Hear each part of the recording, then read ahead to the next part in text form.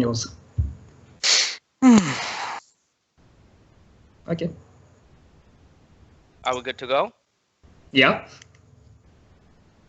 Okay.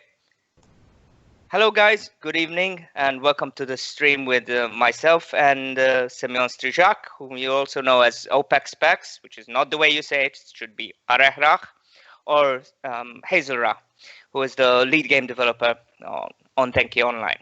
So a few things before we start. First of all, due to some technical difficulties, we won't be seeing Semyon on camera today. Another thing, please bear in mind that Sam is not a native English speaker, and some of the issues we'll be discussing today are pretty technical. So your patience is appreciated in this Yeah, matter. you will have to witness a few hours of a man with the vocabulary of a donkey speaking. I'm No, not he's saying not that Donkey Kong. He's not that bad, but I am. That was my words. okay. And another thing, I want to remind you that right now in Perm it's 9 p.m.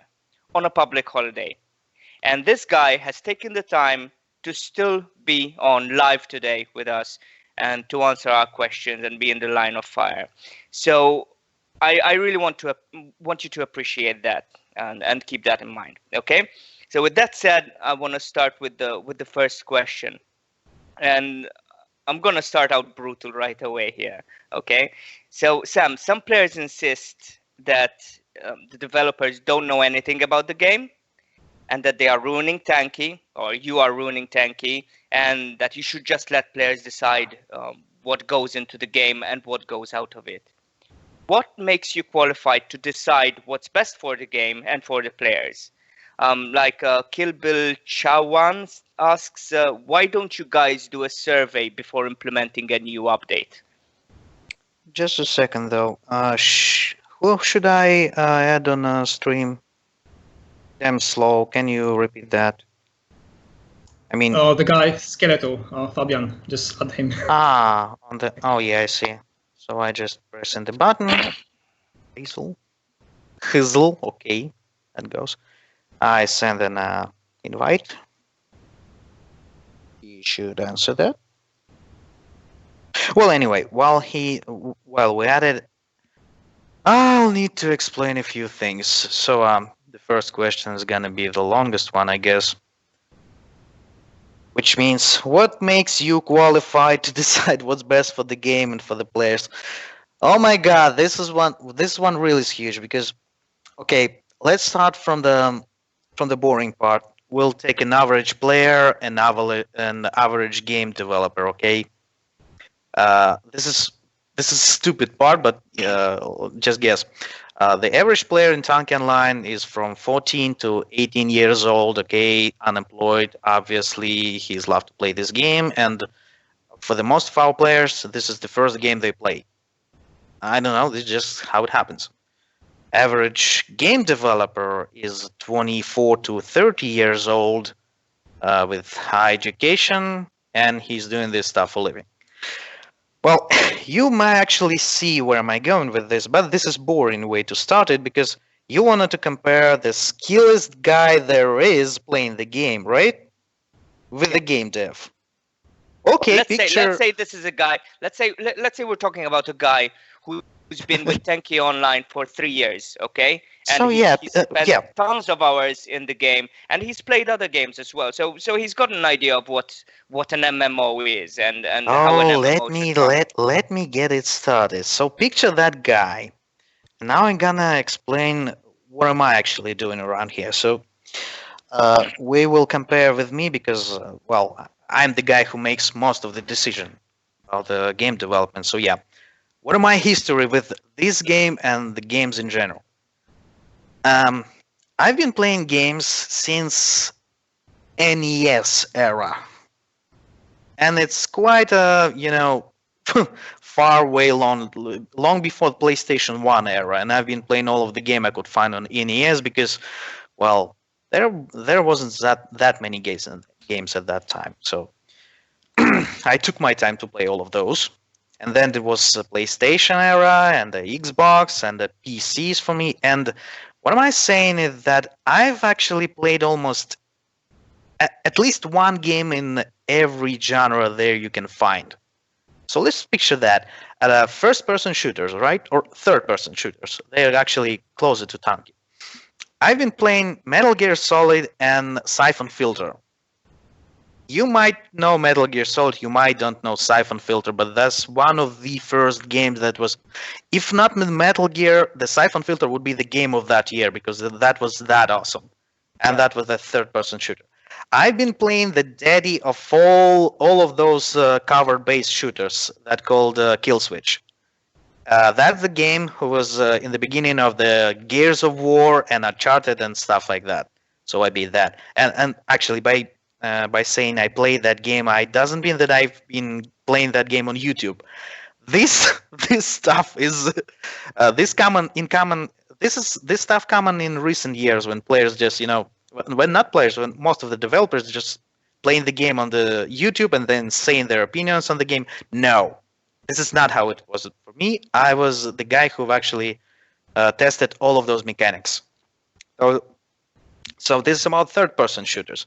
How about the racing games? Okay, this might sound like tanky.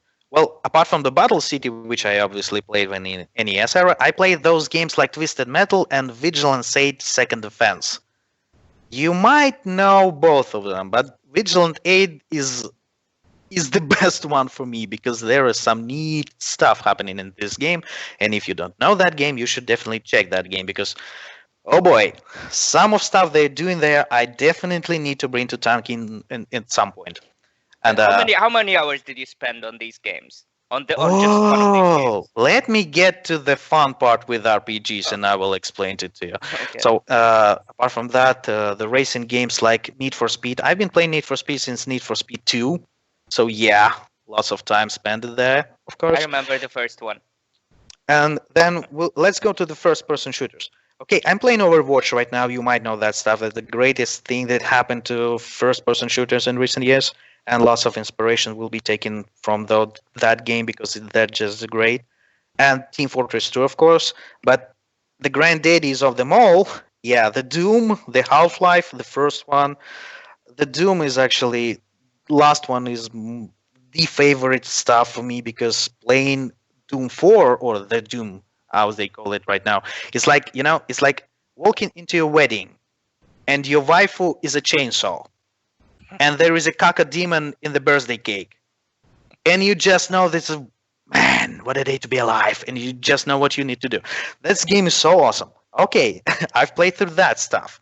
What else? What else have I tried? Flight games, right? When you fly an airplane. Flight simulator. I've been playing.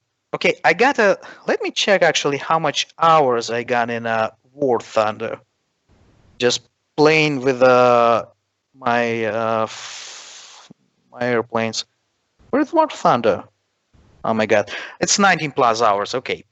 I've been playing Il-2 Sturmovik before anyone knew that this is actually future War Thunder. And I've been playing Ace Combat. You should know Ace Combat because that is the game on the consoles about fighters the best one. And I've been playing Wingover. That is really old game, and that basically not even a flight simulator for PlayStation. It's a flight school. Every level is a lesson. And in the beginning, you should do stuff like taxiing, take off, make a few turns, do what this guy yelling at you to land your plane, and then they let you to use missiles right after 60 hours of doing this stuff. That's a flight games. What else? RPGs. I've been playing those, and I've been playing hardcore stuff, like, platformers. For example, here I'm looking at Rogue Legacy. You might know what Rogue Legacy is because it happened recently, and one of the really hard platformers out there. Not as hard as a Meat Boy, but yeah, definitely kicks you in the nuts. And I beat that game, and by beating that game, it doesn't mean that I just pass it. I beat their end bosses, which are hardcore as it gets. And I done that. I've been playing through Final Fantasy, both 7, 8, 9, 10, 12, and 13. 13 is bad one, but yeah, I've been through that anyway. So what I mean, basically, that Dark Souls. yeah, the latter one. I've actually still haven't played Dark Souls 3 because I have installed it, but I don't have time. But I've beat Dark Souls 1. Oh shit! I hate that game, but still I did it.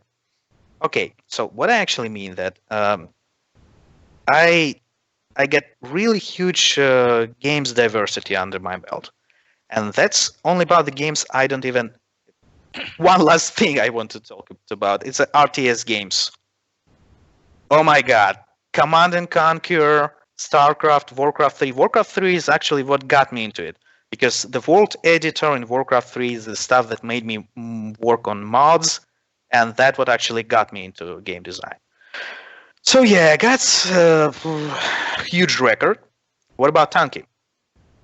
Because you can play all the game you want, but if you can't play Tanky, who the hell are you to tell us what to do? That's yeah. Sip your water. I'm sorry. So yeah, I've been playing Tanky since 2011, and I hear my neighborhoods who actually going to think that loud noises is a good idea. Sorry. So 2011, and I've been one of the first commentators on the game. I've been a tester and esports player and all of this stuff before the rebalance happened. So I'm actually that old in this game. And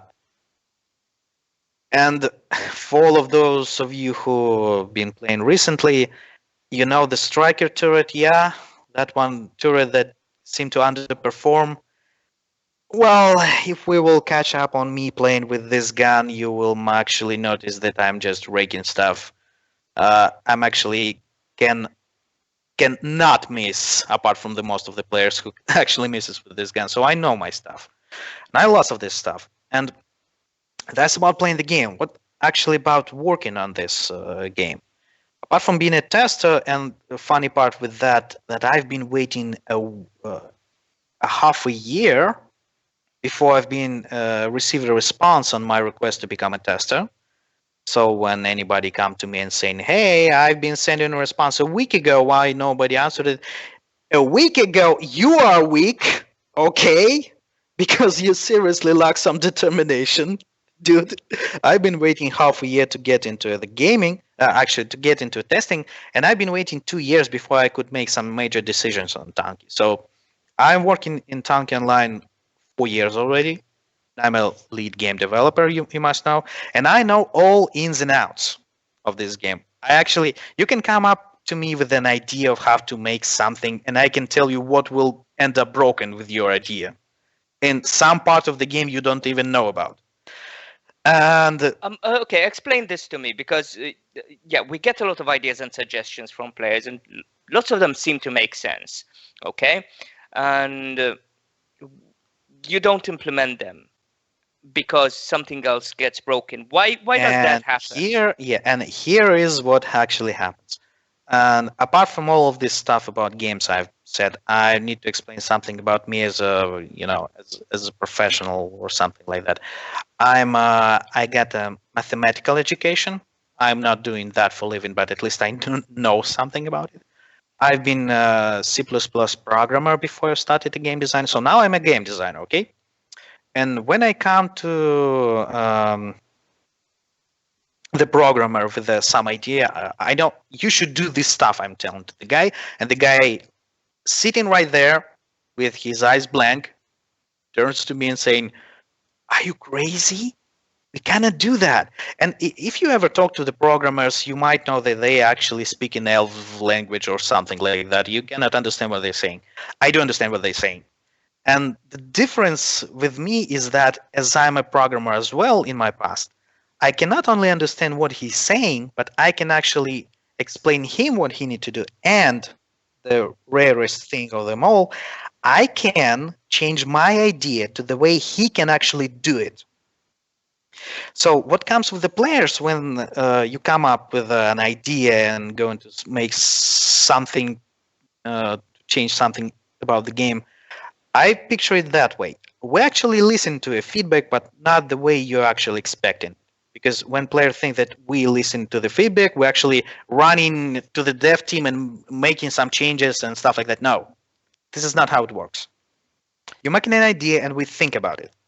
But when you come with the solution, we don't listen to you. Why is that happens? Well, players are good in two things: in playing the game and whine about the game. And the latter thing is fun, but it's not a bad thing because it's natural. You know how to do your stuff, and when something hurts, you can explain when it hurts and why it hurts. But you should never come up with the way to cure it. You don't come to the doctor and saying to him, "Look, dude, I got this problem with my hand, for example, so you should, I don't know, chop it off." And doctor be saying like, "What?" And carry responsibility for chopping off your hand. Actually, no, this is not what happens. We listen to idea, but it takes lots and lots of work to implement anything to the game because seriously, it's 8 years already. Sorry. 8 years, the game got lots of stuff in it, lots of features. They are all interconnected, and to implement anything, it takes really much time and thought process. And oh my god. For instance, if you see alterations or something like that implemented recently, they've been planned a year ago. It takes that much time to react to any idea, at least a year. So yeah, you can guess when you're upset that we are not reacting to your ideas. So about that, so it's basically like trying to move a piano into a china shop, into a shop full of glassware and china, and hoping not to break anything. And you need to and the fun part about that I actually always been abused is that players actually do not care responsibility for their ideas. They come up with an idea that can fix the game for them, for that particular player, but ruin the game for others, and they don't care about because it's okay. It's natural. People only think about the stuff they care. I don't think it's that they don't care actually. I think most players don't understand the implications of what would happen if you can tell that I'm rough with my English, but this is what I actually mean. They don't understand how they can ruin other people's games with their ideas, and this is our responsibility to make sure that everybody will play, because this is not single player game, okay? And it's multiplayer game, and we should make compromises. And I'm sure we will come up to the questions that will explain what kind of compromises I mean actually. Mm-hmm. So okay. Yeah, that was a huge stuff on what makes me think that I'm qualified to make sure that I have better ideas than players, because, well, I'm a player myself for the longest time there is.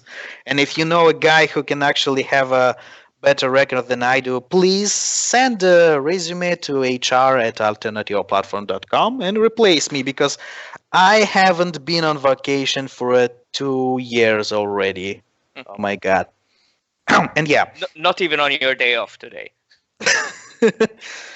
Yep. So, Anna, why don't you guys do a survey before implementing a new update? Well, I think we've answered that. I think not quite. There is one thing I want to point out.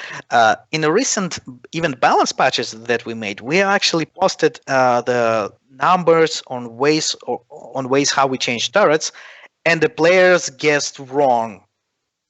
And I was saying right there, they saying, this gun was nerfed. Oh my god, why did you do that? The next day we're saying, oh my god, this gun was buffed. And I was saying, dude, yesterday you were saying completely different thing.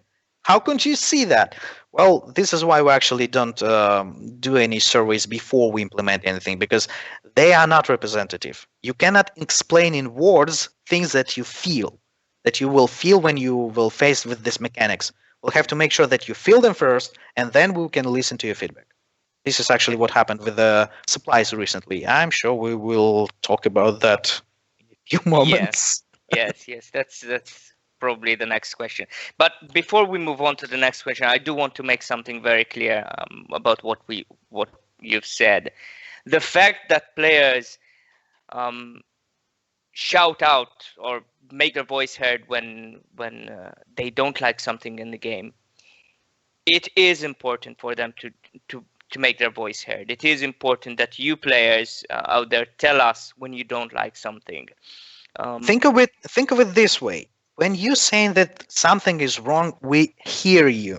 Okay, we know that something is wrong, and we always evaluate how bad it is.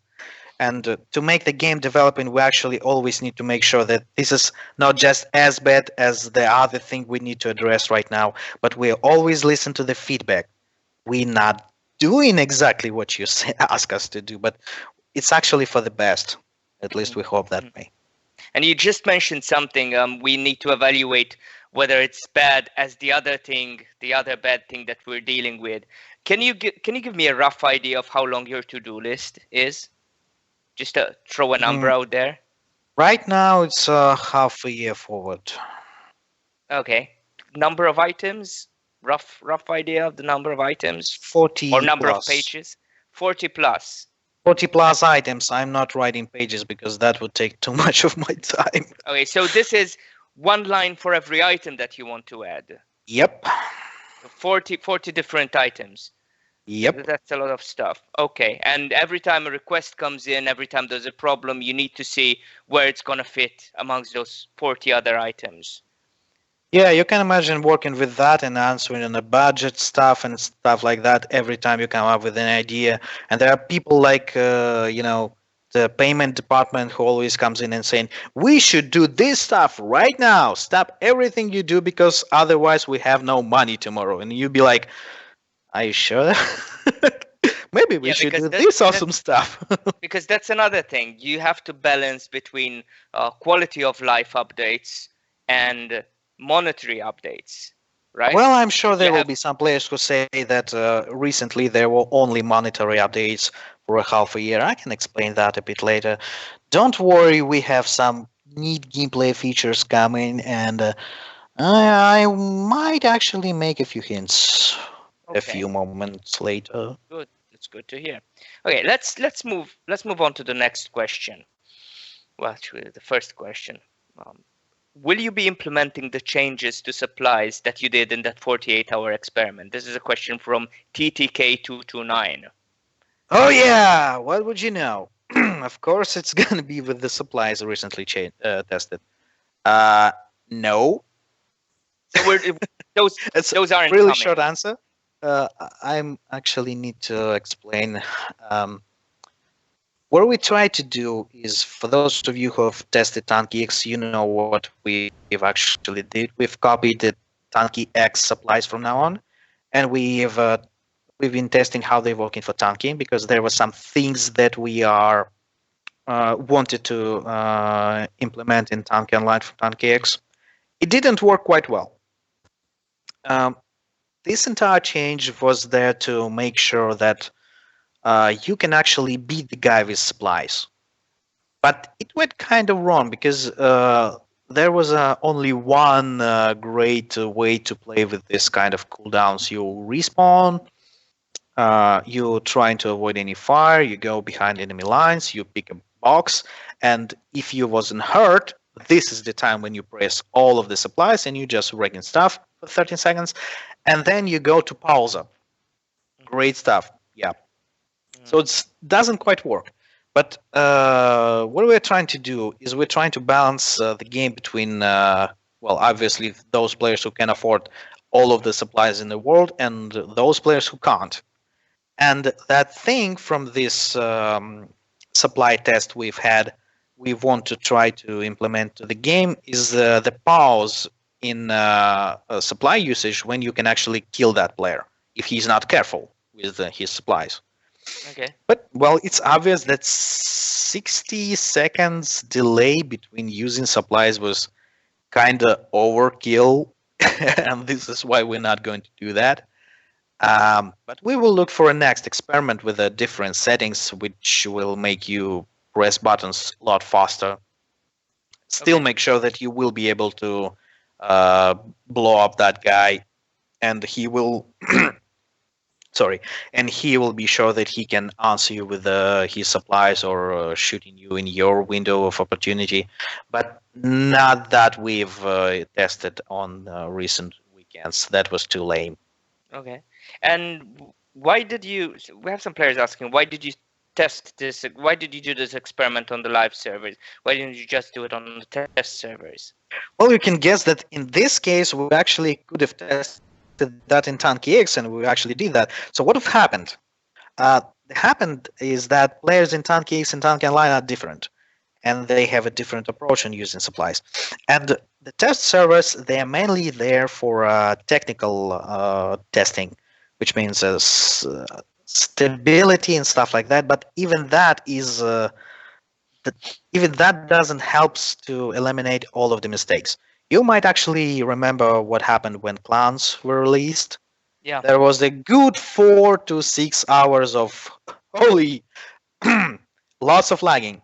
What actually happened, that chat that we're using in the game somehow messed with the frames per second, and when players got to chat to explain how bad it is, the chat got worse, so the frame rate got worse. Why we couldn't get that on test server? Because you cannot afford players to actually get the load that high, and the players on the test server, they actually ignore chat altogether.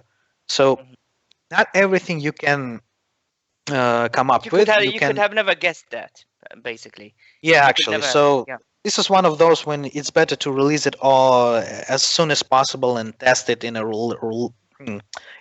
live environment, and you see how it works. The same thing with this test with the supplies. We've released it to main servers to see not only how players react, I mean, how much bad stuff they write on a forum. I mean, how they will react with their behavior. Means, will they buy more supplies? Yeah. Less supplies. Will they play more? Will they play less? On which ranks? And we got all of that data, and that data will need to be processed for a while. So next experiment will take in I don't know, a few weeks from this point. I can't tell right now when. I'm sure that there will be another test, because this kind of stuff, I'm not going to release it to the game at current state. Okay, so let's move forward to some of your future plans about the artillery. Oh boy! Yeah, for those watching, before we started the live stream, we were on the call already just testing things, and Sam was playing with the artillery turret, and obviously we couldn't see what he was doing, but we were hearing that, "Ooh, direct hit! Oh, I can't believe it, direct hit!" And we had. Can we actually do that? So you find me in a game, and I can show you how these things work. Can we do that? I can see you on the live stream because I have it running. So yeah. Okay. So, well, I'll wait for a place in a. Actually, let me find a game, because oh my God, it's actually the peak of the day, so there should be plenty of games. Let me think. I was playing Siege recently, and that was kind of hilarious. Oh, just a few players out there. I need to check with our broadcaster with whether he can look at your battle. Okay, that's the voice of Skeletor. Or they can't hear you. Oh, that's a pity. Anyway, let me find it. Take a couple of moments. Yeah, but in the meantime, just answer a few questions for me here. We have go on. Terry 8, who's asking when will the artillery be implemented? When will it be released? When's it coming, Sam? When? Well, guess what? When it's done. Oh, come on, give us a date. No, seriously, it's right now. It's a prototype. It lacks the fire effects. It lacks sound, and the turret model is not quite ready yet. So the only thing I got is and in the interface, it's not ready yet as well. So it's kind of mess. Okay. We'll have to wait just a little bit before releasing this stuff. Yeah, but we're talking weeks, months. That depends. You did Striker very quickly. No, we've started working on Striker from June. No, Oh. June. No, not June. It's August. Yeah, right, August. So I've entered the game. Let's have some fun. Skeletor, can you show us something?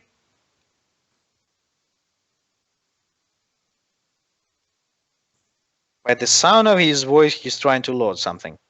Well, I'll try to hit that Smoky right over there. Oops. Yeah, right now we're seeing some footage from the vlog.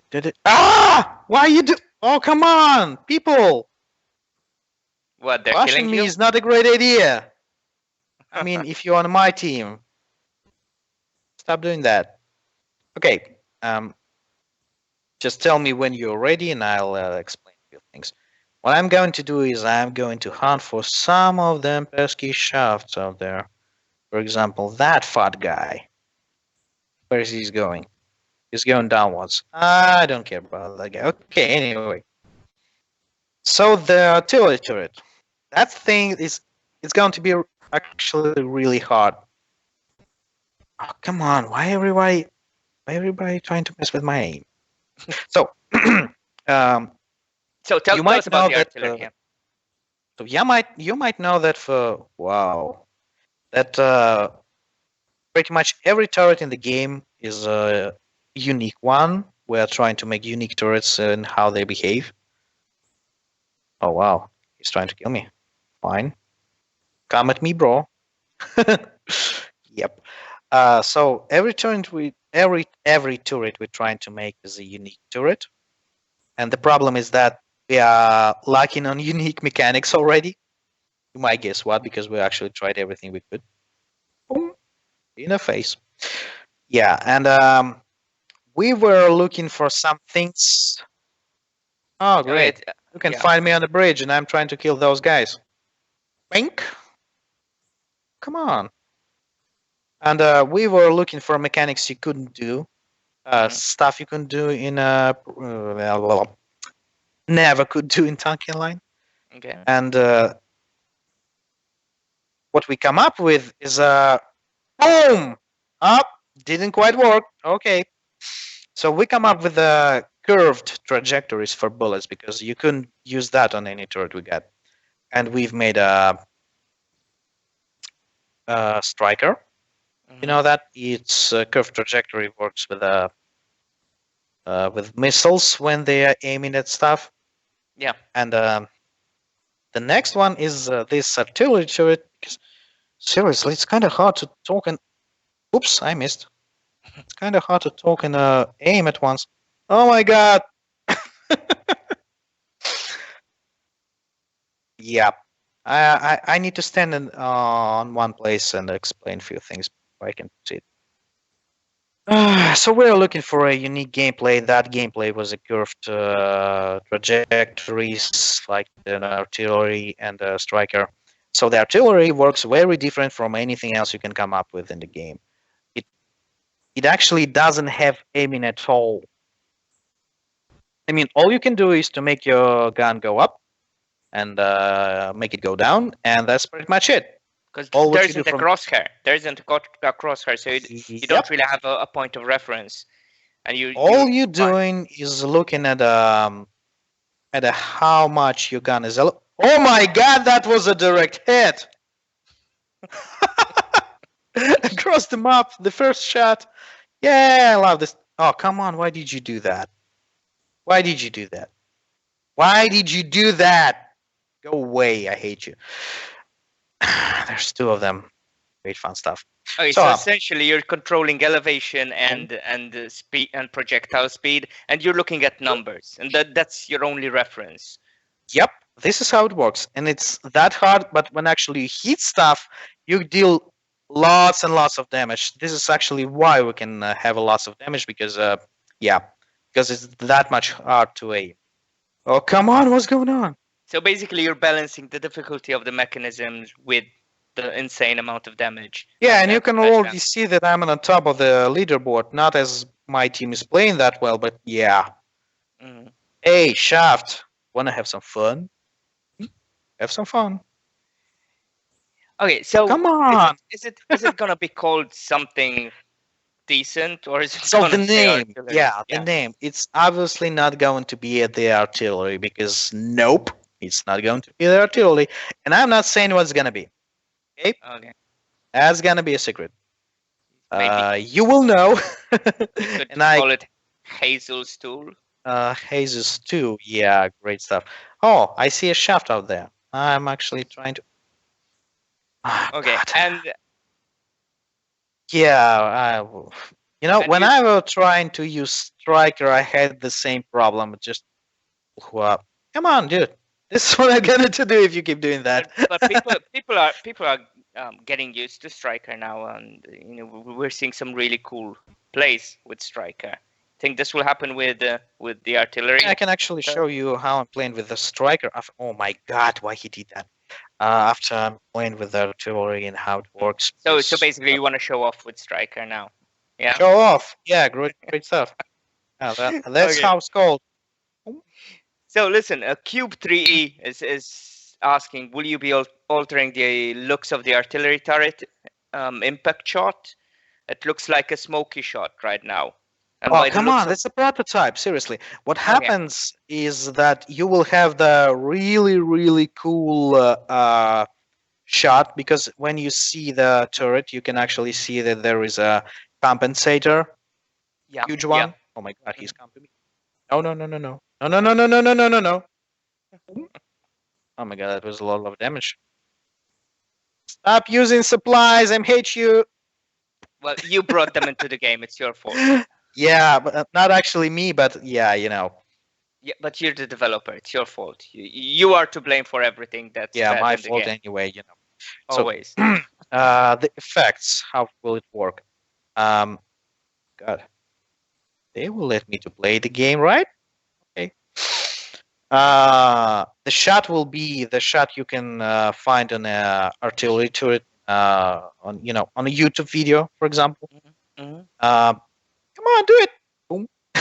Oh my God, I killed him. Blank shot.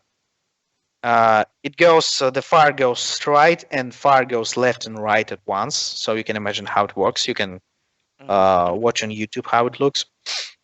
And then there will be a trajectory. So you're going for an authentic look. The authentic artillery. You will look. Yeah. see where your shot had gone. Oh, I kill him. Great. Actually, someone support me so I will stop dying and can show you the game. So yeah, I'm hiding right here, and there is a guy coming down from a. Boom. Yeah, that was. I hit two guys at there. Boom. Wow. What I'm actually trying to pull off here is to shoot the guy on the other side of the map, and it's kind of really hard. Because, wow! Goodbye, guys. Didn't expect that, did you? Well, let's try to intercept that flag carrier. I hope he doesn't expect me to have boom. There you go. That's how it's done. Anyway, so you'll have a flame coming out of the turret when it shoots. You will have a trajectory so you can see where the shot gone, and you will have the biggest explosion yet when it actually hits something. It will be seriously, it will be really huge one. And right now I'm trying to find the guys on the bridge. Oh no, that one shaft actually hates me for some reason, right? Hey, dude.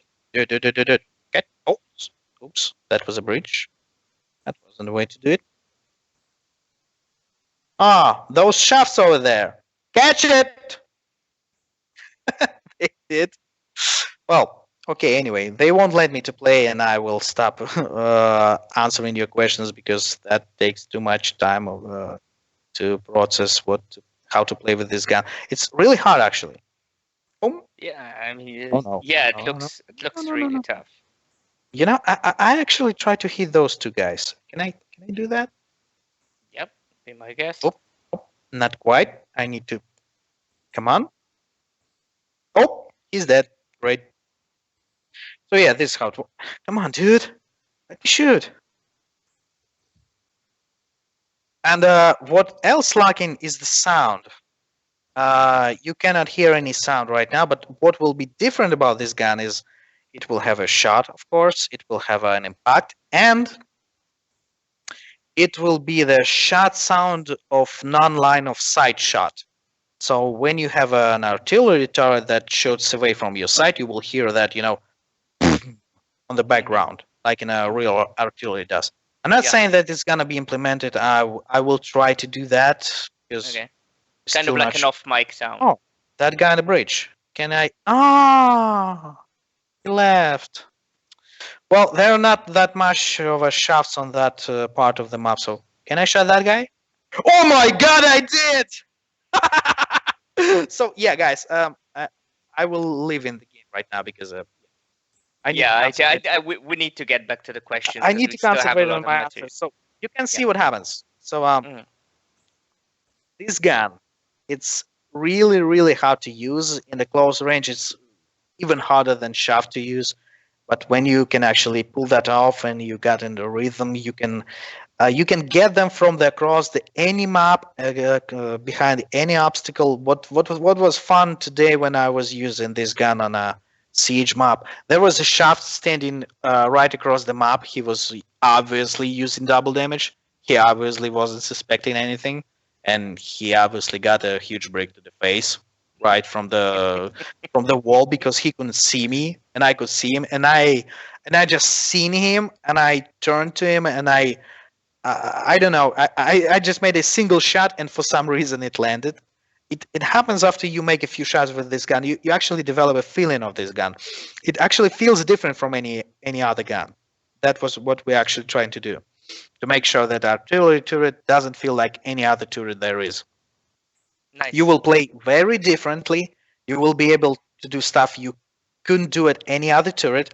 And when you will develop that skill to make a one shot across the map, you will feel yourself so awesome. I'm telling you, it's even better when you are actually landing the salvo shot with the striker. That was awesome. But the artillery turret across the map, that even better, because you know how hard it is. I have a question somewhere here because this is a question that comes up a lot. Why are you overcomplicating the game? Aren't all these new things just making the game more complicated when it should be a simple game? Lots of people say, I play Tanky because it's a simple game and I want it to stay simple. And these alterations that you brought in, nobody wanted the alterations. Nobody wants all these upgrades, all these tactical things. We just want a simple game. What do you say to that? Oh my. Well, actually, we of all people better know what the game should be. So if you're saying that the game should be this or that, well, you're saying that to the developers of the game, so we know our stuff better. But anyway, actually, what happens when things get more complicated?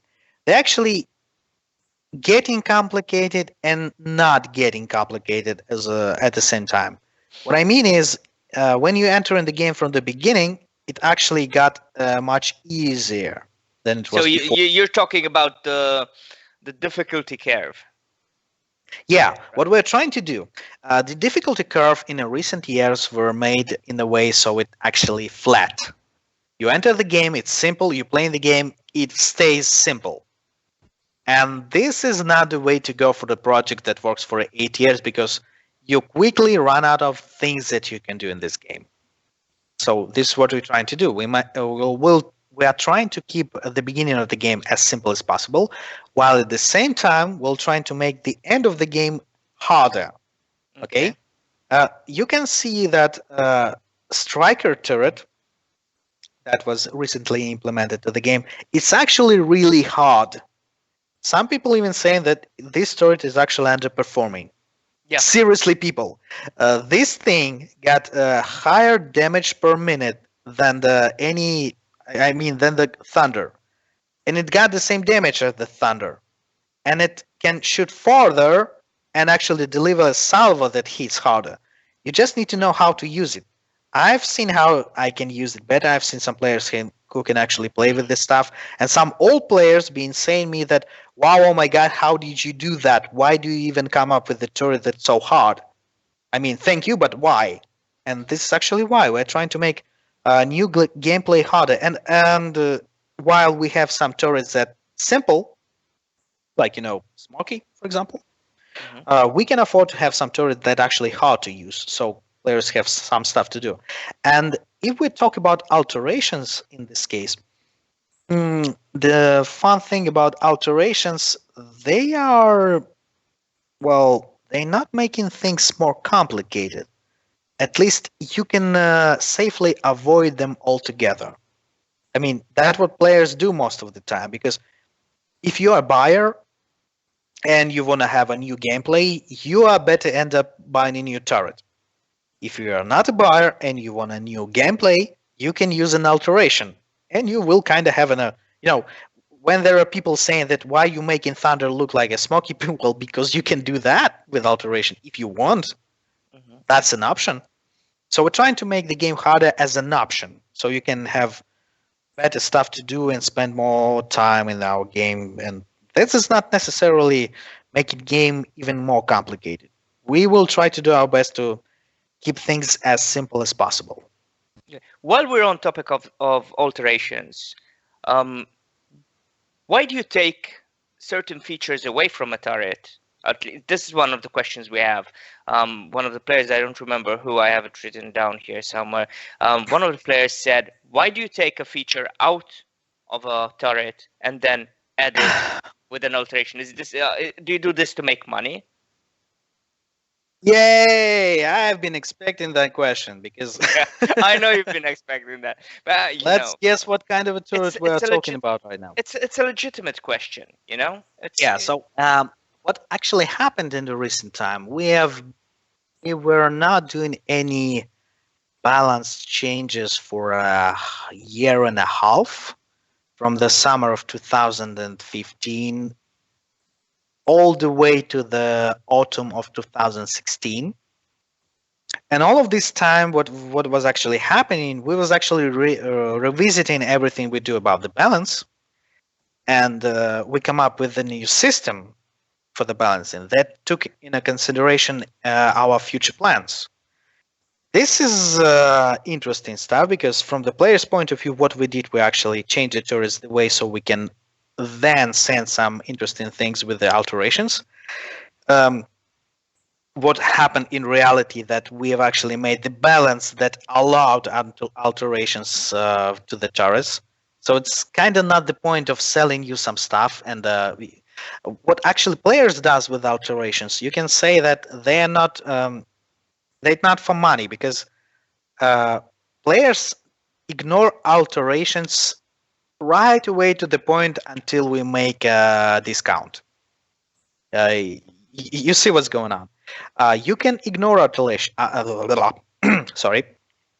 Wow, it's been an hour already. I guess my tongue will get really tired of this. Anyway, you can take a guess that we are trying to make alterations as alterations and not as a must buy. I know that there are some alterations that perform better than a stock turret. I know of them. For example, on a Firebird, there is an alteration that makes Firebird works much better. But problem is that stock Firebird is underperforming right now, and I'm actually thinking in a ways how to buff it. So this is why I'm not changing alteration right now. Right now, half of the viewers are saying no. The other are saying yeah. You mean what? No, I'm going to buff it because it's weak, and the freeze is even weaker than the Firebird. I see that stuff. The other thing with the twins, I'm happy about. Yeah, I love freeze. So bring the other thing with the twins and what happened to the twins, we not implement that. Actually, what boggles me, because people were saying that I'm removing stuff from turrets to sell them as alterations, but then I did that thing with the twins turret. So I actually introduced it. Yes, I'm added. Wow, I'm speaking in Russian. Sorry. I added a mechanic and offered an alteration to remove it, and everybody was, well, of course he's going to do that because it's for money. And I was saying, hey, people, you were saying that I'm doing for money completely different stuff a few moments ago. And they, no, you're doing that for money as well. And this is not the case completely, because what actually happens, you might know that we are dividing turrets into 4 distances of their optimal behavior. That is close range, and then 3 distances for turrets that can shoot stuff. I mean, the close range is the Firebird, Freeze, and Isida, and the rest of them in 3 different categories. Well, small range, medium range, and long range. I can't actually remember what kind of wording we use. So anyway, what happens when the turret with the small range comes to the turret with the higher range? Well, you can guess that the turret with the higher range should back off. And in case of twins, it didn't. What you do with the twins, you actually ram the people. Yeah, And we had this problem for years now, and we didn't address it.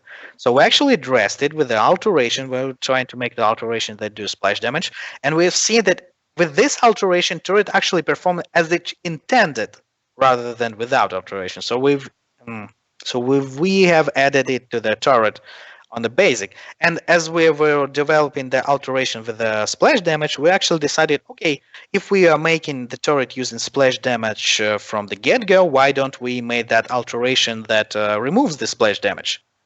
And everybody got upset. And and you're just looking at that. Well, I tried it to do it better way. Why are you hating me? And you may say that in this case, the use an alteration that removes splash damage is better, but you have to use it in the same slot as alteration that makes you shoot really far. And as the stock twins using splash damage with alteration that shoots really far, it actually in better synergy than the twins without of splash damage. So it's kind of not that obvious right now which twins is better.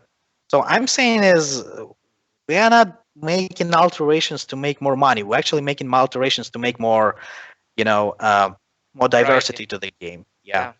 Okay. The only thing that can actually bring in money through alterations is renting through money, which is an option out there, and it's not performing well, so we are thinking about switching renting for money to renting to crystals, because it will make much more sense. You can try alteration, see if the gun performs better. You can use in-game currency for that rather than real currency, and you will feel fine. So alterations is whole another story. Yeah, that's a question that people have been asking. Why don't you let us rent alterations for crystals? So I'm sure lots of people will be well, here you go with the answer. And actually, what happens with my Skype? Lots of people who are trying to add me. Me too. Please stop. And I think the stream looks frozen. Is the stream working properly? Oh, I see. My name is on the stream. Yeah, of course, that makes sense. Okay. Please, people, don't. This Skype account is for working purposes, so I can't chat with you in any way. Okay. So let's go with our questions. Yeah. Talking about alterations, when are you going to reveal the secret alterations, the special alterations? Is there any news on those? You had promised some secret alterations. You mean, okay, we have M0, M1, M2, and M3. We have M1 and M2 already. M0 obviously will be alterations for a change in how... Cosmetic, yeah. Yeah, the cosmetics. And M3, no, because I'm actually thinking of getting rid of them. Oh. And yeah, and why you will be able to understand it a bit later because it got something to do with the hulls.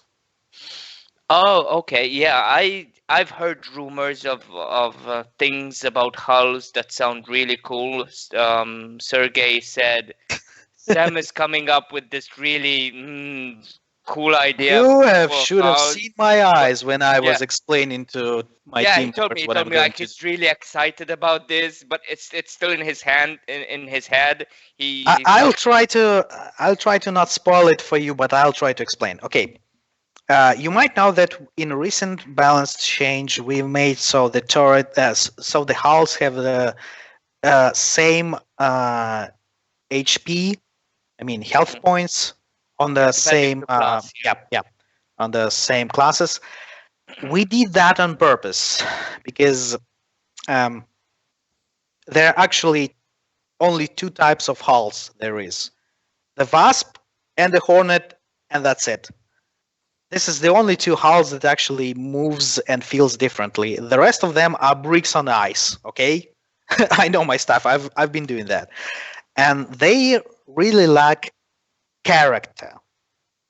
Okay. This is a secret word. Okay, and you might know that every our turret got some character. Okay, and you can use that character to do stuff in the game, right? So what we are going to do, instead of M3 alteration for turrets, we are going to add some character to hulls. So you can actually, choose not by its boring, boring characteristics as a speed that how fast do they turn and stuff like that. That's boring stuff.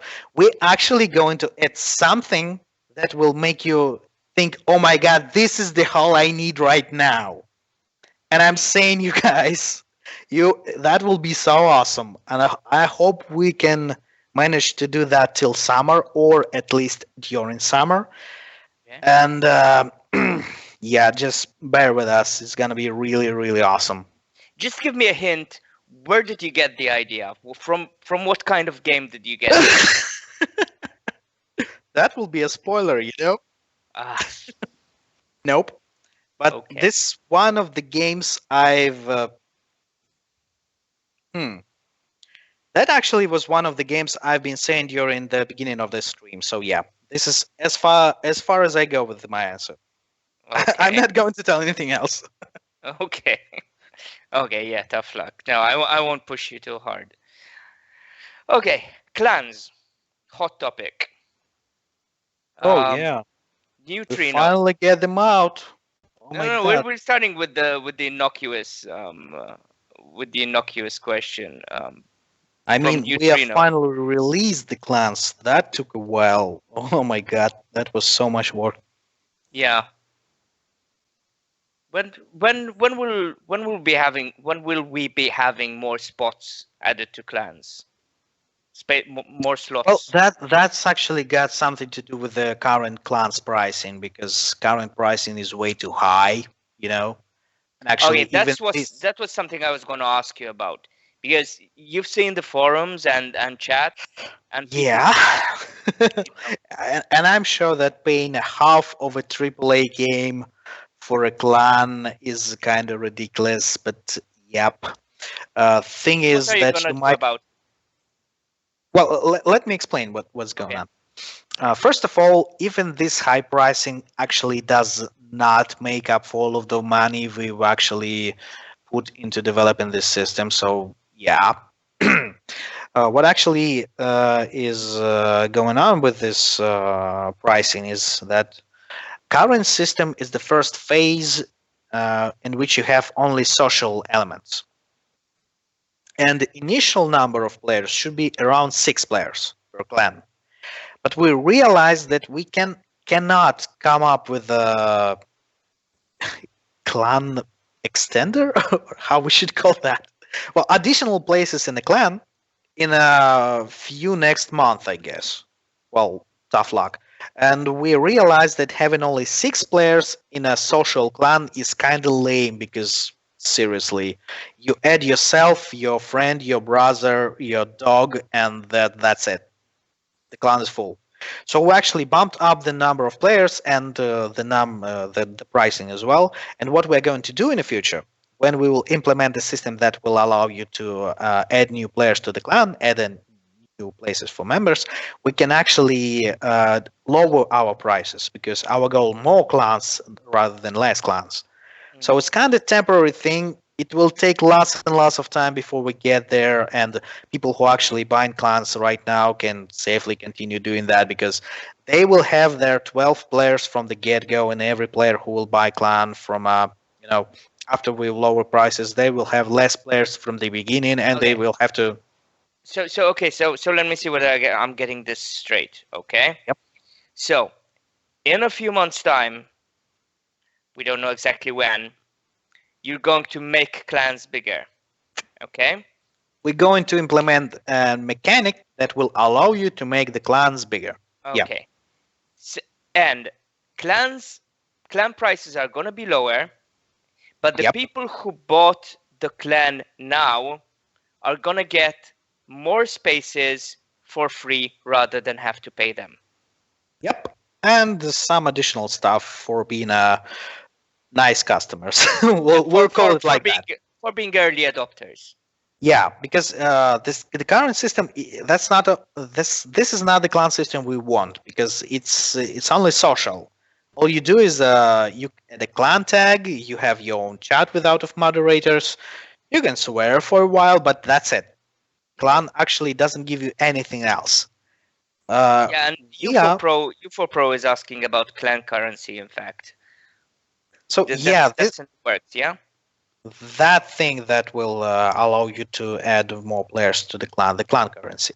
Okay. And the ways to get that clan currency will be different. Of course, you can buy it, but our main point is that you should earn it by the clan effort. Mm-hmm. Every player in your clan should be able to bring you the clan currency so you can upgrade your clan and get new awesome stuff. And that thing is in development. I hope during this year we will release this. It's just nice. We need it as much as you do. Okay, cool. Okay, moving on. Let's go back to the topic of supplies. Phoenix Raised asks, if you decide to completely remove supplies from the game, what will happen to players who have already spent money in the shop to buy them? Is it going to happen? Are you going to remove supplies from the game? Well, if I am going to remove supplies from the game, I'm going to kill myself right there. Okay? Okay. Because why? We cannot do that. That is going to happen in TankyX because the supplies being in the game for a far too long, and we cannot just pull them out. This is why we're actually conducting experiments to find a better way to deal with this problem. And removing supplies, well, seriously, this is just as hard as implementing selling items. I mean, everything will go to whatever department. You will have to recalculate everything in the game, and this will be just unmanageable. So no, guys, so supplies are not going to go away. No, just forget about it. It's at the same if you ask when we close Tanky Online. It's just no, not gonna happen. Okay, so Tanky Online is gonna stay. Tanky Online will stay as long as people will play them, and people playing them and keep playing them. So, and we are developing the game, so at least next few years we see the reason to make the efforts right now to develop new stuff. So yeah, the game is not going anywhere. Okay, so since we're on the topic of Tanky Online and the future of Tanky Online, tell me a little bit more about this Flash thing and the HTML version and the game client. What's going to happen with the Tanky Online platform, the system? Where's that going? Well, that one more on the client. And by the way, why isn't the client refreshing anymore? What's not getting more? The client is not refreshing. The F5 refresh button. That is got something to do with the Steam version. I didn't say that loud enough to make sure you didn't hear that. We're actually working on on something that made us to remove F5 from the client, so you need to close the client and open it. Well, that's a whole another story. Okay. Let me explain what's going to happen to the game and the game engine and stuff like that. Okay. You can actually remember that for a couple of years, we have been working on Tanky Unity, and we were saying that we are going to move from Tanky Online to Tanky Unity. Yeah. And then, we did just a year ago, this thing actually changed. right at the moment when there were, those how it's called, well, information that Flash is going to die soon and stuff like that. And in that very moment, we've decided to not transfer Tanki Online to Unity. What actually happened? Well, the stuff is Unity moved away from the WebGL, so it cannot play in a browser anymore. So it's a client-based game, and most of our players are not used to that. They are playing the browser. Well, okay, that was actually a hard moment, so we have decided to make two distinct projects. And you cannot make a distinct project when you've spent 2 years in pre-production. So this is why Tanki and Tanki Online are so similar in many ways right now. It will take another year to make sure that Tanki Online got nothing to do with Tanki X. So eventually they are gonna separate. They are gonna be two. Yeah, it's just that awkward moment when you are been working on the game that should be as much similar as possible to the previous game, and then stuff happens and you should do different thing altogether. It's really hard. Well, anyway, the Tanki Online. What's gonna happen? We're actually right now working on an HTML5 version for Tanki Online, so we can move away from Flash to Tanki to HTML5. You know that that thing that YouTube has gone from the Flash to HTML5 a few years ago.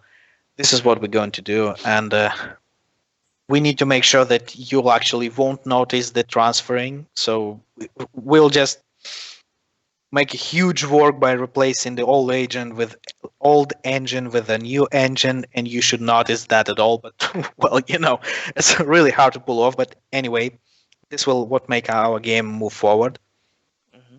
We hope that HTML5 will not only give us the opportunity to continue with the game in a browser, but actually will let us to handle a few things that Flash got us limited for a long time. Like number of polygons, stuff like that, particle effects, and we'll get there. So Tanki could get eventually a facelift as well. You may say that might be a remake of the game, right on the game. So what's different? What's strategically difficult? Sorry, wrong wording. Right now, I'm really upset that you don't have a camera, because we could capture. You should see me suffering. Yeah, I know that would be part of the fun. Okay, let me explain. There was a strategic change in how Tanki Online and how Tanki Online are developed. For a really long time, most of the team been working on Tanki 2.0, Tanki Unity, Tanki HD, and Tanki X. And the Tanki Online was handled like, we should do this stuff to make sure it works, but we should absolutely concentrate on a new game. So and basically, just bare bones maintenance. Yes, and this is actually what have changed last year. You might notice that right from the summer of last year, we're releasing stuff almost every week. Yeah, that. We haven't been working on the game so much, I don't know, from the year of 2009, so we're working really hard. This is why. Yeah, I want to ask you a question about that. Sorry to interrupt, but this is important. Lots of players constantly tell me, why are you making so many changes and without giving us the chance to adapt? It's coming too quickly. We don't have time to breathe. We don't have time to adapt to the changes, to figure out how the start is working now. And just as soon as we're starting to get the hang of it, all of a sudden you've changed everything, and all of it's gone to hell again. So why are you doing this? Why so quickly? I need to move one thing out of the way. Is the recent balance changes that happen in a 1 week, and then on the next week there was another balance changes. This is actually how it should not happening. This happens only because there was two different teams working on two different parts of the balance, and it happened that they have released at the same time, because one of those changes should have been released before New Year, and it's actually what happened. So I'm trying to keep at least 2, maybe 3 weeks between balance changes. So anyway, what actually happens with all of those changes is, as I'm saying, we actually gone into deep development of Tanki Online. For 8 years, this game was not developed beyond the point it was released back in 2010. So what actually happened to the game and what you may actually feel, you're actually playing Tanki Online beta right now. It's in a development right now. We are working on so much stuff that we haven't been working for many years before that. One of the cool stuff we actually were doing right now, actually, if any one of you have tried test servers recently, we are actually conducting experiments on that pesky critical error. We're actually addressing that issue. We're addressing the issue with the lags, that happens on servers. We actually got team working on that right now. We're not. Players aren't really happy with the legs. I mean, Guys, I've been playing the same game, all right? And I've have an Congour map with a winter setting, and I've been having critical error every minute. Okay, I know how it feels. It's just, it's not. It's not even bad anymore. It's just hilarious. Why do you keep releasing stuff and not dealing with the lags, the hackers, the cheaters, the this is what players keep asking me every day on forums, on the forum and in chat. Why release new stuff and not focus on the lags and the cheaters and things that are really hurting the game? What's happening? To sum it up, in recent years, we wasn't even addressing the issue properly.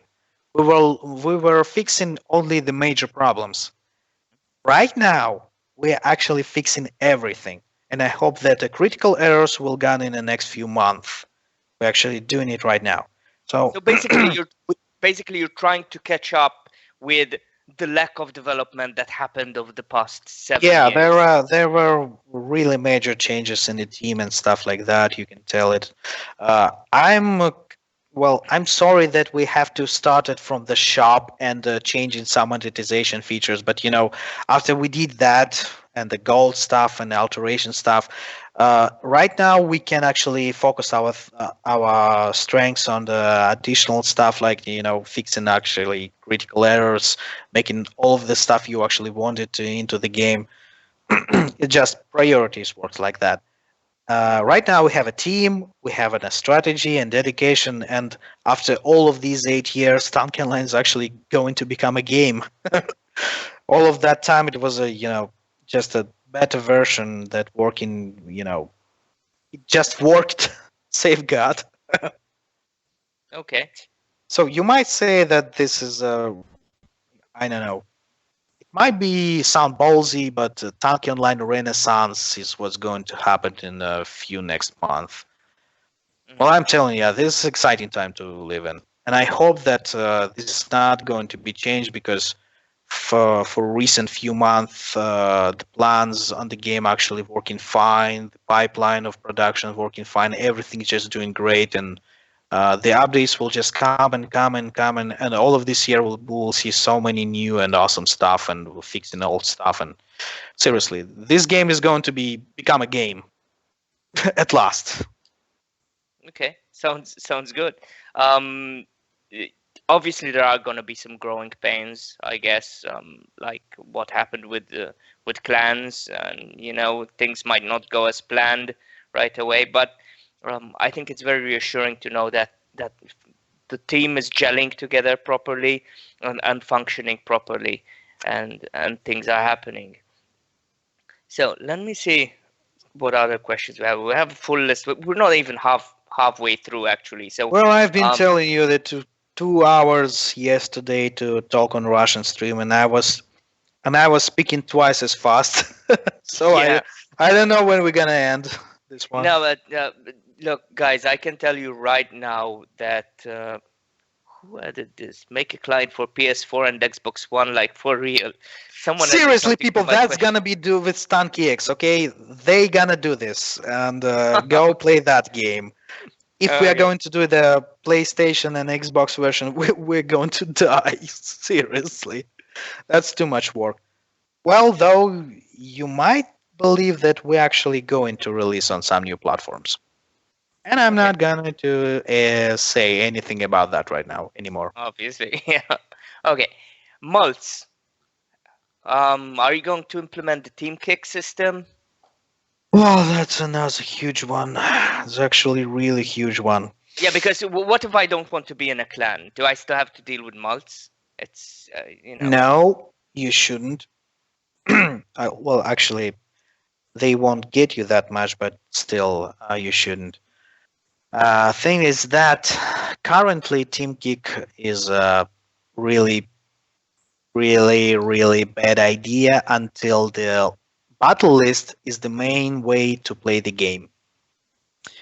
Um, I know that's a huge topic and we should really address more time to it, but I can tell you that Team Kick is a great system where you have custom games when players know what they're doing.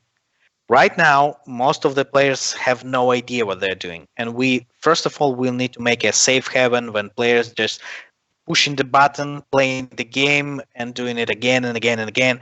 And I know that Team Kick is something you absolutely need to have. For example, in Team Fortress 2, it works fine. Yep, okay.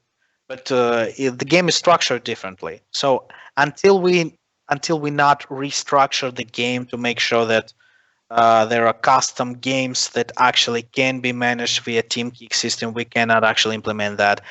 I still know that moles is a huge issue. I know that it's a problem to the end game for I don't know, all of these years. I've been facing moles all of these years. You have been, you know, all the players who actually use moles. That's a great stuff. But one thing about Team Kick system, it's not the best solution. I know many does not agree with me on this one, but Team Yeah. Kick is actually like it's like giving every player an opportunity to make sure that other player will experience critical error. Pretty much that's how it feels. You play in the game, then bam, you're out. Well, great stuff. And the players will kick players that are playing good. Because why? Because if you have a friend, right? And the friend asks you to join the game, you will kick anybody from that game, even if he's doing great. You can actually try to implement some elaborate system. Okay, I read in forums, right? I know that huge topic about Team Kick, Team Kick 2 or 2.0 or whatever. I've read through that. Seriously, what you're trying to do, you're trying to appeal to two different approaches. You're trying to make sure that players who want to kick people will be able to kick people, and the players who does not want to be kicked will not be kicked. And it's not going to work. Seriously, whatever it's trying to do is just that hard. So I know it's important. It will happen at some point when we'll have a custom games, because you cannot actually have a normal custom games without a team kick system. But first, we'll need to make sure that you can safely play the game just casually, without having even a problem of molds and the problem of kicking yourself out of the game. Well, talking about the battle button. I've got some players, specifically, especially one player, who keeps asking me this. Why does the battle button always send us to the same boring maps? Why don't you add more variety to the random maps? well, that should be the problem with the server he's playing in, because By the way, this guy has premium, so and I well, why don't you create a customer? No, I want more variety on the battle map. And to an extent, I can understand what he means. Why don't you add more variety to the battle actually, there are about 30 maps that have been created through the battle map. What actually happening? He's pressing that button again and again and again while there are players in that game. And how button works? It adds you to the games that have begun recently. So if you are joining on the bad map, you should wait at least 5 minutes before you join it via the play button. The problem is not that. The problem is that play button is only temporarily. It's a temporary solution. So It's eventually our it's going way. to evolve. It's going to be replaced, kind of. Yeah. I mean, this button is only a supplement for the way how the battle list works. What we're actually trying to do is make a button that will always send you to the different map or to different players, and you will don't even have to deal with the issue of playing on on the servers where there are not many of players for some reason. I mean, if we're in a dead time of, I don't know, 20 You're minutes say or something. you're on EN5 or EN6, and it's For like example, that. yes, you Yeah. should don't even know what the server you are at. Okay, that should not bother you. All you have to see is the button, and you know that when you press that button, you have an awesome experience. This is where we're gonna get. We are not quite there yet. This is why this button doesn't work as intended, or actually it does work as intended. The intentions is not quite there. But we Okay. will move to the point when all you have to do is to press the button and have an experience that's far greater than that have been in Tanki Online for recent years. Thing Okay. is, that button actually changed something because a few years before that, we didn't even have an after completion instrument that terminated bad battles. You actually might remember that. Yeah. So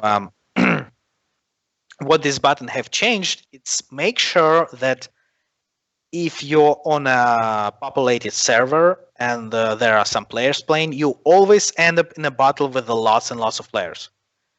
In the recent times, if you created a map that was not, not popular, you will end up sitting there alone for a few hours and nobody will join to you. That button has changed it. So we can actually see the future, but this button is not that. There should be another button that will make us where we want. And when's this button coming? Well, I hope it will happen this year. Okay. I cannot say exact month because it's never that easy, guys. Yeah. Talking about implementing other features and fixes. I want to ask you something about the small annoyances of the game. And I have a question from Swift Smoky here. He says, are there any plans for taking care of small annoyances in the near future, like fixing the 2-minute pause problem? For example, making pause time increase depending on the battle length and maybe the amount of time spent in battle. So longer battles would have a longer pause time. Basically, that's what he's advocating. And fixing parkour mode, like removing the sky cold zone and the equipment change cooldown. And I know Swift Smoke is asking this because he's a parkourist, so this is really a big deal for him. And I've been getting the same question from flying parkourists as well. So Yeah, I remember that. these small things that aren't really a big deal. They're not really they don't break the game. Do we with the 40 plus list of items that you have on your to-do list, will there ever be a place for these things, for these small things? Well, you kind of might say that I kind of answered this question already when I was speaking about that we're actually developing this game right now. So with all of the heavy stuff out of the way, and in the meantime of heavy stuff, we can actually start to releasing some of this minor annoyances, and we actually already do because you remember that recently we've released that settings menu that actually allows you to Yeah. rearrange Yes. your buttons. Well, that didn't took that much time as I expected, and it happened quite fast, and it actually helped to many people. And Well, nobody is accusing me while you anymore yeah, while you're for talking that about the six button. settings, I should have said that gold button. You can yeah. move it that way. So Listen, what was the while you're question? talking about the settings, while you're talking about the settings panel and talking about the friends panel, can you just a personal favor for me? Can you put an accept all friend requests button because I get like 200 friend requests a day, and they're May I say no? Because if you start doing that, you can actually break a server or something.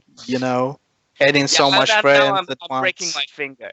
I bet Alternative Well, I it's pay for better 2 be your hours a day. finger. I'm sorry, rather than a server, because that way you Alternative will is ruin the game paying for me everyone. 2 hours a day for just clicking accept. No, I'm done. Why? No, Well, anyway. yeah, Yeah, that's so a little annoyance up there. fixing the small annoyances. So this is gonna happen within the context of fixing the bigger things, you say. Yeah? Yeah, you may actually think of it this way. In years past, we've been releasing one release per month or month and a half. This time we're releasing every week, so there is a place to fix some minor issues, of course. We will not address these issues right away because they are small annoyances. This is how their priority works, okay? There are some stuff we have to address immediately, but I'm sure that will happen. I'm sure of it. Okay. Let's change pace a bit. XT items. Oh yeah, my favorite. Quick Released, answer. yeah. You released a bunch of XTs Yeah. all together within 6 months, and now boom, it disappeared. So Let me tell you that XT equipment should not be the equipment. That should be a skin, okay? Because when you have to buy another tank that looks like the same tank that you already have, well, there is the issue, right? Mhm. They should be skins. And what we actually will work on from now on, we'll try to change current system to a skins version. So you Okay. will have to update the skin of your tank, use another texture, but not actually buying whole another tank. And we will not make you micro upgrade it as well, because this is the hugest part of it. Because when I thinking of how much crystal you have to spend to upgrade one tank on M3, and then I picture how much you have to spend when you buy an actual XT tank and upgrading that one as well. Oh my god. You should have some serious funds, my friend, if you're actually doing that. Thank you for that, okay, but this is not how it's supposed to work for the most of the players. So this is why we're not releasing any more additional XT equipment and XT alterations, because we need to change a few things first, and then we'll be able to do that. And when we'll be able to do that, I'm sure we will be able not only change the texture of a gun, but actually the model as well. I always wanted to have a Smoky or a Thunder that looks like a T90 turret, with two red glowing eyes and look like a badass, beer with the red glowing eyes. That would be awesome. That will be game feeding, and that will happen only if we will change XT equipment to the skins system. Okay, sounds good. So is that also why you never have sales on XTs? Yeah, something like that. Okay. Okay, here's a weird question I got from Moshkinstein. I'm hoping. Oh my god, the name. Yeah, and this isn't even one of the most complicated ones. There's even worse. Would you consider creating a game mode that is different from control points, CP, CTF, TDM, and DM, like tank football or rugby? Well, you have seen we are trying to make an assault mode, but that didn't get much far away from that. Well, lots of people like the assault mode. Yeah, but there are still issues. I have this planned to not plan to implement, but plan to address. I mean, to revisit the idea, think about how to make it better, because having 1 point to attack and 1 point to defend is lame. Having 3 points to attack and 2 to defend is lame. Maybe should we test 2 points of attack or 3 points to attack, but 1 point to defend to make sure the defenders know actually what are they doing. There is a complication that we have to come up with a system that doesn't make you to change the whole map. There should work this new mods should work on existing maps. Mhm. Because I'm telling you guys, if you think this game's engine is outdated, you have no idea how the game's editor works. This, oh my god, this, I hate it, seriously. This stuff, it breaks it. If anyone have seen Alternativa editor, you might know what I'm talking about right now. It's really pain in the ass to work with that stuff. I just hate it. So Well, yeah, I'm trying to. you have to humor the fact that this game was created 8 years ago, Yeah, so by the game guy. editor was created a few years before the game was created, so you might guess how bad that is. Yeah, and this is something I tell players a lot. The guys who created this game were technically beginners.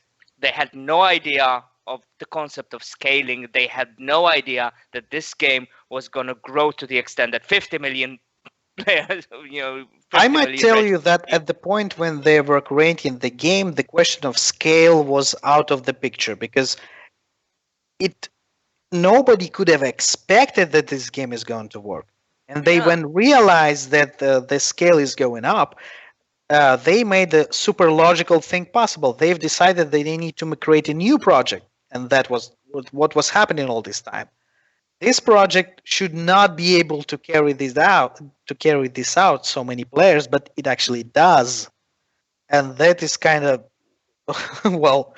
When I joined the team and I've seen these people, and these people, they really know their stuff. I mean, uh, programmers over here were actually hunting for them across all the country and some of the countries nearby. Russian kidnappers.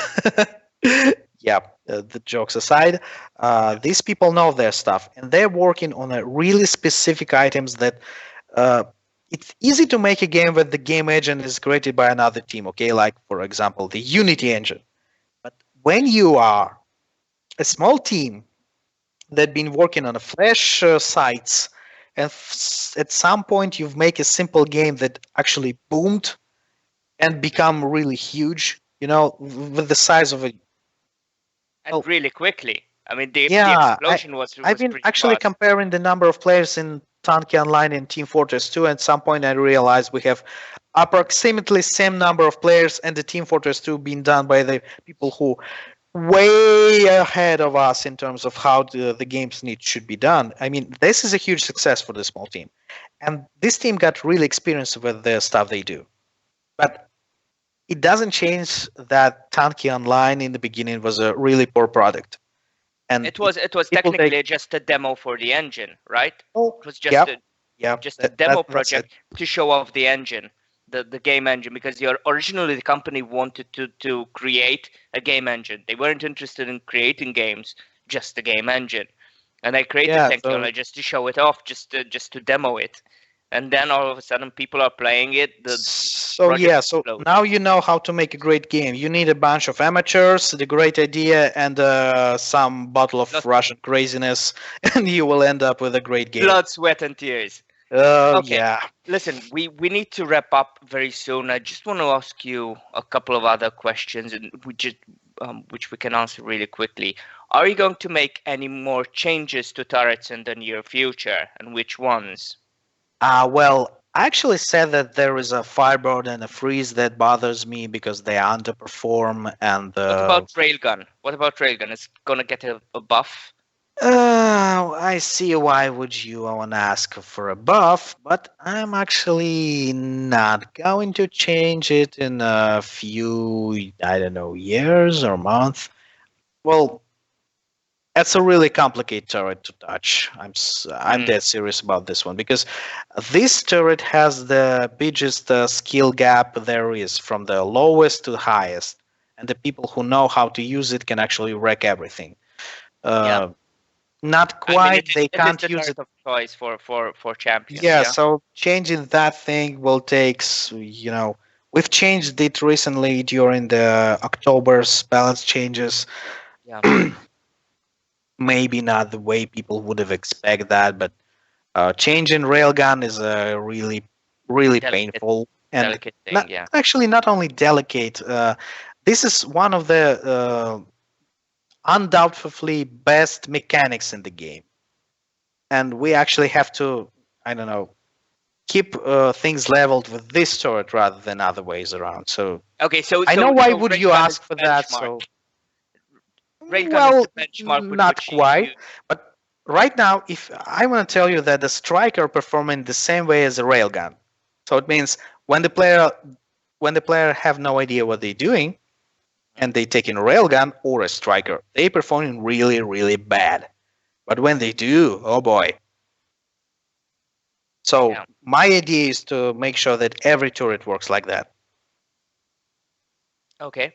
What And about again, if you ask about when it's gonna happen, I cannot tell you because things are changing, and this is why actually balance changes are released. Uh, there was a point in time 2 years ago when I thought I cannot do with balance anymore. Literally, I couldn't change it to make it better. And a few months later, there was a micro upgrade changes that merge all of the parameters you've upgraded, and then all over the night, Izida become one of the best turrets in the game. And he was like, but people, haven't you seen that already before? No, we've just what happened. Now we playing with Izida. Go on, change that. So yeah, that actually not that easy. Okay, what about new hulls? Are we going to see new hulls? You mentioned earlier that you have this crazy mechanic in mind. God. You've said we're going to wrap this up. Now you bring this one in. Oh, come on. It takes that thing I've hinted before about the turrets. I mean about the hulls, and if that will work out, if the hulls will get their character, whatever that means, okay. If that will gonna happen, we will add at least 2 new hulls, one more light and one more heavy, and they will perform very differently from every other hull because these hulls will be capable of strafing. I mean, moving sideways, not just turning, but strafing. How it's gonna work, how you're gonna aim, how you're gonna actually turn, I'm not going to tell you right now because this is all out of the way until we will add that thing to every existing hulls. Okay, that thing that you won't tell us what Nope. it is just yet. Nope. Okay. Nope. Okay, so let's wrap this up. It's gonna be awesome though. Okay. Cool. Okay, let's wrap this up. We're almost into the 2 hours now, and I need to go pick up my wife from work. Otherwise, I need my she won't pizza feed me. already. Oh yeah, pizza night. Pizza night is usually Friday for us. After I finish the vlog and everything, we have pizza and wine. In Russia, you have pizza night whenever you order pizza. Yeah. Okay. So wrap up. Thanks a lot first of all to all the helpers involved in the event. A big thanks to Skeletor 16 and 18, which I still don't understand why it's 2 numbers, and thanks to Damslow also, who's taking care of the stream, and obviously thanks a big thank you to Sam, who's taken the time on his day off at 9 p.m. It's almost 11 p.m. now to come here. Oh, that's okay. That's a normal. This is how I work actually every day. But all the women waiting for you. Oh, Knocking at your door. I have a game to make. Women can wait. Oh, okay. Okay, and obviously thanks a lot to all of you tuning in, and I hope we answered most of your questions. Still a lot of questions here that we couldn't touch, but obviously if we had to answer everything, we'd go on till early morning. So thanks a lot, and bye.